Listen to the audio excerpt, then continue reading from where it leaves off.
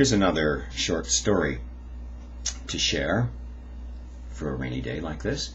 I wrote this a few years back when I was working part-time in a coffee shop. I do some readings like this, wait tables here and there. The life of a writer. Anyway, I call this Snake Charmer.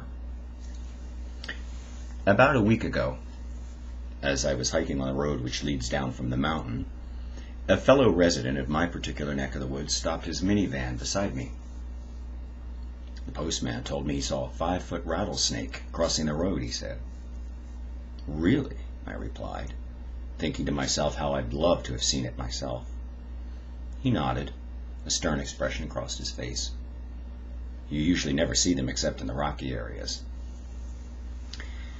Well, if I come across him, I won't bother him, I promised. A frown creased his brow. I just thought you should know, he said, a tone of warning in his voice. Then he pulled off and disappeared into the dusk. Yesterday at work, my friend Chris stopped by. She's the mother of a fellow employee, Sean, and also a local. Sean found a rattler in the front yard, she said, over a cup of coffee I served her. Get out of here, I exclaimed, pulling up a chair and joining her at the table for two.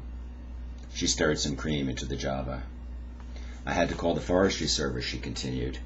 Rattlers are a protected species here. They're only in 3 Pennsylvania counties.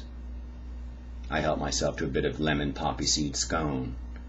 That's the second rattler sighting I've heard of in the past 2 weeks, I remarked.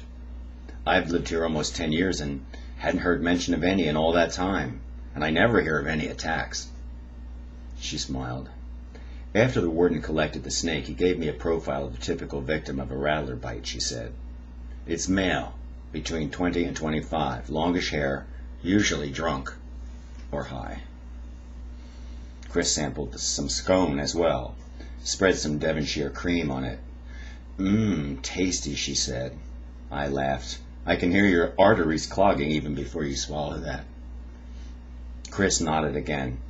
I don't know how the Brits eat like this on a daily basis, and don't drop dead from heart disease at 40.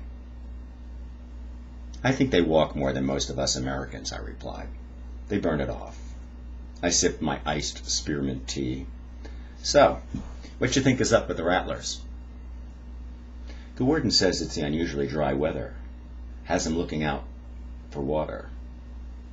With the recent rain, they'll probably go back to their usual spots. She leaned back in her chair. It used to be common up here for folks to go on rattler roundups. But today, they're less frequent. And they can't kill them. They can only round them up and let them go. They do it to collect the venom for bite antidotes. I offered a smirk and a tongue-in-cheek remark. They do make nice boots.